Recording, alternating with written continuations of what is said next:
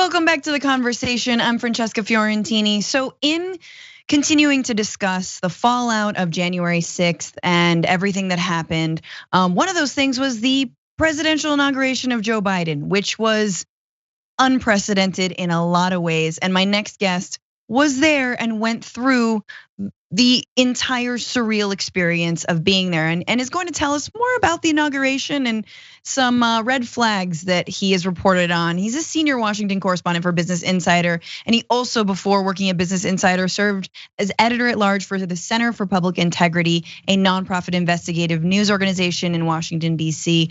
Please welcome Dave Leventhal. Dave, thank you so much for being here. You have this great piece that basically talks everyone through what happened when you went to go cover the inauguration. So tell us about the kinds of security that you had to go through, and whether you think this is going to be a lasting thing. It was an inauguration, Francesca, from an alternate universe, and if you've ever seen an inauguration before, you're used to the pictures of hundreds of thousands of people spanning the National Mall, and this, whether it's a Republican or a Democrat, this very celebratory affair, and this was the exact polar opposite of that. It was militarized. There were thousands, even several tens of thousands of law enforcement officials, National Guardsmen, troops armed in fatigues and camouflage, and to even just get access to the Capitol grounds took an incredible amount of time relative to what we're normally used to. And there were 3 distinct perimeters of security. When I tried to get in, I think I counted 9 different checkpoints or times where I was stopped to have my ID checked or be escorted somewhere before you could actually access the area where the inauguration was taking place, and that's just the start. So you're saying it was possible to secure the Capitol? Is that what I'm hearing from you? That we have it in our capacity as a nation to do that? Cool. Just want to make sure. And it was just so incredible to be there and see with your own eyes how that was all taking place just 2 weeks removed from the attack on the US Capitol. So there we are in the same place where 2 weeks before everything, it looked like sort of the end of democracy was near in the eyes of the people who were experiencing the attack. And yet 2 weeks later, despite all of this militarization, despite all the security that was in place, there was this oasis of democracy that did exist on the west side of the Capitol, where you had Joe Biden standing to be inaugurated president. And in great contrast to that scene that we're so used to, with all the people there witnessing in person the inauguration, this was more like a big wedding. Okay, there were only, you could count people in the hundreds, not the thousands or the hundreds of thousands. It was as intimate a presidential inauguration as we've ever had in modern history, and probably since the dawn of the country.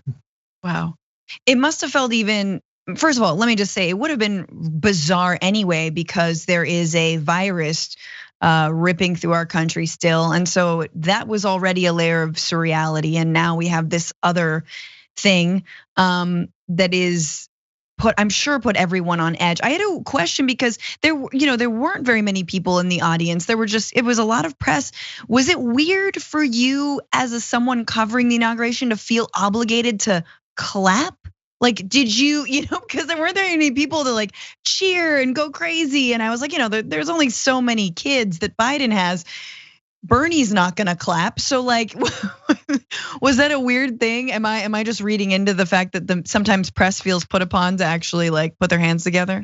Well, us reporters, being the bastions of neutrality in those situations that we are, we sit there, we do our jobs, we don't clap or root for anyone one way or another. But there were plenty of people there who of the few who were able to attend, who of course were overjoyed to be there. And it was notable too, because it wasn't just all Democrats. There were at least a notable minority of Republicans who were there, whether it was Kristi Noem, the governor of South Dakota, or Ted Cruz, some of the national names that people would definitely recognize. They were there, they were present. Mike Pence, the outgoing vice president, he was present. And Donald Trump was really the one who was notable for not being there, although he wasn't very much missed by anyone in the crowd. But all that being said, it was just so strange when Joe Biden began speaking, where after all the noise, after all the chaos, after the weeks of sirens and just discomfort and ill ease all throughout Washington, D.C., I'll never forget the moment where it was just before he began his inaugural address. And I swear, if somebody shouted from half a mile away, you could have heard it. It was that quiet, it was that silent. And I mean, getting chills just thinking of it because it was a moment where it just seemed like all of that anger and all the maelstrom that took place just subsided, even if it was for a brief period of time. Yeah. For sure, and if Trump had been there, he would have yelled out fake news. So I'm glad that he decided to stay away. Look, I think we think about what's happened since and the idea that we're safe now. There have been at least three attempts to break through security around the Capitol since January 6th, with people who have had weapons, tried to pose as either reporters or like officials or someone in the Biden cabinet. Facebook is a real radicalization weapon right now. But I want to talk about the inauguration in a different light, right? You've covered, dark money and donations and sort of where, the amount of lobbying that happens in DC. And it turns out that this inaugural event, even though it was so slimly attended for security reasons, also raised a lot of money, not unlike Trump's inauguration in 2017, which actually has multiple criminal cases and civil cases out because of the potential misuse of funds that were raised during it. Tell us more about this time around and Joe Biden's inauguration. Well, to back up just 20 seconds to hit your point about the Trump inauguration, that was the most money that had ever been raised for an inauguration, for all the festivities that take place around the put your hand on the Bible and swear the oath of office, a part of the inauguration. The breakfast, the lunches, the dinners, the fundraisers, the balls, all the trappings that go before and after the inauguration is what that money pays for. More than $100 million raised during the Trump inaugural for that type of activity. So the big question, of course, with Joe Biden's inauguration was, well, we've got COVID, we've got all these security issues.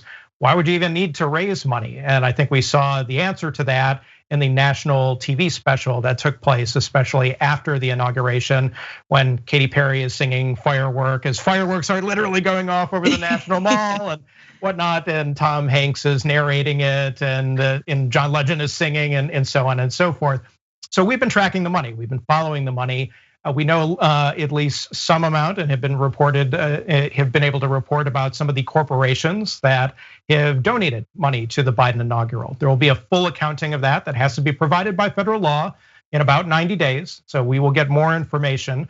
But the spending of all that money that's coming in, where that money is going, who's making money off of the ostensibly very large payments that were made in order to hold this affair and hold the celebration.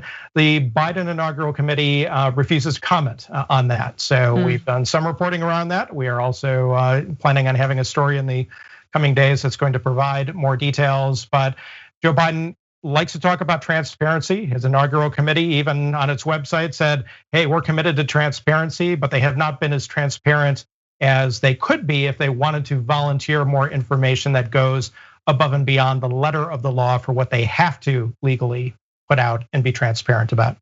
Yeah, absolutely. I mean, it's fascinating to, I think, a lot of us who are unclear that, inaugural events even raise money. We're even about that. I mean, it makes sense to put them on, but that there would be extra cash left over, I think is a little bit of a head scratcher. You do write about some of the corporations, like you said, that we know, tech companies like Microsoft, but that he is actually refusing to accept lobbying money right now, or at least the inaugural committee didn't accept money from fossil fuel industries and such. So do you think there's maybe a turn there, is a little bit of a nod to more progressive principles in that decision? Yes and no. And you're right, Joe Biden has said, no, I'm not going to take money for my inauguration from registered federal lobbyists. Okay, so he decided not to do that. But he also was willing, for example, to take $1 million from Boeing, a defense contractor, the aerospace giant. So corporate money that was coming in. So the Biden inaugural could have rejected corporate money, as Obama's first inauguration did when Joe Biden, of course, was inaugurated as vice president. He could have stopped taking money from unions or other entities, chose not to. So that was his decision to make. And if Congress wanted to pass another law or do something to just for all inaugurations, change the rules of the game, they could, but they have not yet. Good to know, Dave Leventhal of Business Insider, senior Washington correspondent, has been writing all this great stuff about the inauguration, what it was like to be there, and then the money behind it. And I'm so glad you're following the money. I have hope, very small hope, that maybe one day we'll get rid of dark money in Washington. Not holding my breath, but with reporters like you, we can get close. So thank you, and be very well. I appreciate it, and thank you, Francesca. Thanks for watching The Young Turks. Really appreciate it. Another way to show support is through YouTube memberships. You'll get to interact with us more. There's live chat emojis, badges. You've got emojis of me, Anna, John, JR. So those are super fun. But you also get playback of our exclusive member-only shows and specials right after they air.